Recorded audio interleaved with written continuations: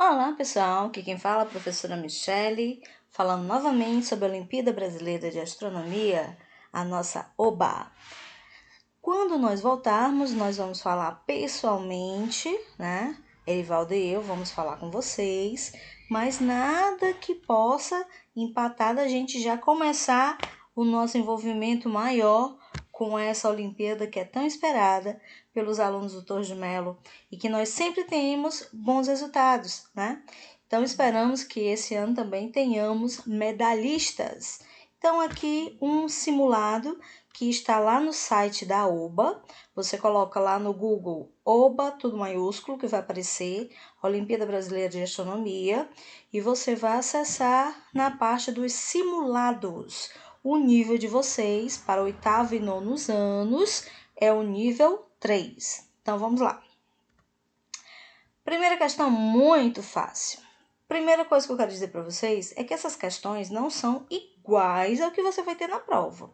Mas isso aqui é um guia de estudo, tá? E também algumas questões podem cair exatamente. É certo ou errado, é verdadeiro ou é falso, marca a opção verdadeira. Claro que tem as questões que são mais difíceis, mas a gente vai vendo várias dessas questões para você ter uma ideia, tá bom? Então, a primeira, bem facinha. No verão, as noites duram menos de 12 horas. Gente, o que é o verão? O verão é quando a parte do mundo do nosso planetinha azul está mais iluminado, né? Então, você sabe que no hemisfério norte, quando está no verão, no hemisfério sul vai estar no inverno e vice-versa. Então, se o verão tem maior quantidade de luz, então a gente supõe que realmente as noites no verão vão ter menos de 12 horas. Então está certo. Para você ter uma ideia, na Europa, né, grande parte da Europa, quando está no verão, o verão lá é em junho, mais ou menos, né, junho, menino, quando são 9h30 da noite, ainda está claro. Então, quer dizer, se 9h30 da noite ainda está claro, é porque a noite de lá tem menos quantidade de escuridão, né? Então, a primeira resposta é certo. Segunda, eu quero que você veja essa figurinha aí, né? Isso aí foi a descoberta de um asteroide por um brasileiro em 2014. Então, vamos lá. Em 2014, Felipe Braga Ribas, jovem astrônomo do Observatório Nacional, descobriu, com a colaboração de outros astrônomos, o primeiro asteroide com anéis, Chariclo. Parece nome de estilito, mas não é. O Chariclo move-se a 20 km por hora e está entre as órbitas de Saturno e Urano. Chariclo passou na frente de uma estrela, conforme ilustra esquematicamente a figura 1 ao lado. E isso permitiu descobrir que ele tem um anel, qual o tamanho e o raio do anel, bem como o tamanho do asteroide, etc. Olha, vamos lá. Então, aqui a figura 1, né? Então, ele percebeu através de dados matemáticos, não foi adivinhação, tá? Não foi astrologia, não. Foram dados científicos que esse Chariclo teria mais ou menos esse formato e com anel, né? A figura 2 ao lado mostra o brilho da estrela ocultada pelo Chariclo. Note que ela tinha um brilho constante, mas no instante A, seu brilho caiu para quase zero. No instante B, seu brilho foi para zero. E no instante C, seu brilho caiu pela metade. Depois ficou constante novamente. O que representa o instante B na figura 2? Vamos olhar. Então, aqui na figura 2, tá? Então, aqui tem o instante A, né? Que ele começou a passar na frente. Aqui ele estava bem na frente dela, olha aqui. O brilho da estrela quase foi a zero.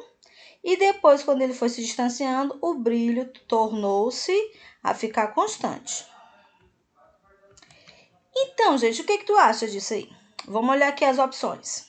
Foi uma falha no equipamento de medição da luz da estrela? Instantes em que o anel do asteroide passou na frente da estrela, ocultando parcialmente a sua luz por um breve intervalo de tempo. Intervalo em que o asteroide, que é sólido, passou na frente da estrela, logo seu brilho foi para zero. Você já ouviu falar de alguém que está na frente da televisão e aí alguém diz: Ei, sai da frente, transparente. Tu não é transparente, não. Quer dizer, você é um corpo sólido, você é opaco, né? A luz não te atravessa. Então a gente supõe que aconteceu o quê? Que nesse momento o asteroide ficou bem na frente da estrela e ele ocultou a sua luz, o seu brilho. Então a gente vai ficar com o intervalo em que o asteroide, que é sólido, passou na frente da estrela, logo seu brilho foi para zero. Essa figurinha aqui mostrando o polo norte e mostrando o polo sul, e ele tem duas linhas, tá? Então vamos ver qual é a pergunta. Você sabe que os astros giram sobre o seu próprio eixo de rotação e, em geral, ao redor de outro astro também. Na figura ao lado, desenhamos a Terra e indicamos onde estão os polos norte e o polo sul geográficos. O que representa a linha vermelha pontilhada, não a contínua, aquela pontilhadazinha. Vamos olhar? Ai, ai, ai, o que é isso, hein? Tem duas linhas. Então, ele está perguntando dessa linha pontilhada. O que tu acha que é isso, gente? Aqui é quase uma pegadinha, tá? Porque ele colocou o globo terrestre na horizontal, né? Modificou aqui, né? Ele modificou. Se você girar aí a tua imagem, o polo norte poderia ficar bem aqui, não podia? E o polo sul podia ficar bem aqui, né? Então, o que a gente acha que seria isso daqui? Tá? Do jeito que tá aí, ó, cortou o mundo aqui, gente, bem no meio. Que linha é essa? A linha do Equador, né? Então, aqui foi quase uma pegadinha, tá? Então, aqui, realmente, né, é o Equador terrestre. 4. Muito facinha também. 2012 foi um ano bissexto. O que quer dizer bissexto? Que tem 6, ou seja, 366 dias. Isso ocorre a cada 4 anos. Qual dos anos abaixo será bissexto novamente? Aqui é muito simples, né, gente? É só você saber que a cada 4 anos, os anos que são múltiplos de 4, divisíveis por 4, eles serão bissextos. Se em 2012 foi bissexto, qual será o próximo? 2016. Eu não tenho essa opção aqui. Ah, então qual será o próximo? 2020. Esse ano foi bissexto. Não tem aqui. Então, qual será o ano bissexto dentre essas opções? 2012, 2016, 2020, 2024. Simples. A duração do dia terrestre é de 24 horas. Pelo amor de Jesus Cristo. Quem errar uma questão dessa, você já sabe qual é o meu pensamento, né? Então, a duração do dia terrestre é de 24 horas. Lógico, claro e evidente. Então, você só ia marcar lá onde está. Certo. Olha que figura interessante, né? Essas figuras gregas, mitológicas, têm muito a ver com os nomes dos planetas, das estrelas, das constelações. Alguém sabe quem é esse daí? Esse aí é quem? Bom, a figura da mitologia grega está associada ao nome do planeta Júpiter. Gente, você sabe que Júpiter é o maior dos planetas. Então, qual seria a analogia que nós poderíamos fazer? Se Júpiter é o maior dos planetas, lá na sua analogia a gente podia dizer que ele é o pai dos deuses? Com certeza. Ah, professora, eu não sabia que era Zeus, mas aí você sabe que ele é o maior dos planetas. Então, quer dizer que daria-se uma importância maior para ele. Então, quer dizer que apesar de eu não saber quem seriam esses outros aqui, mas aí eu ia dizer que é o pai dos deuses, Zeus, né?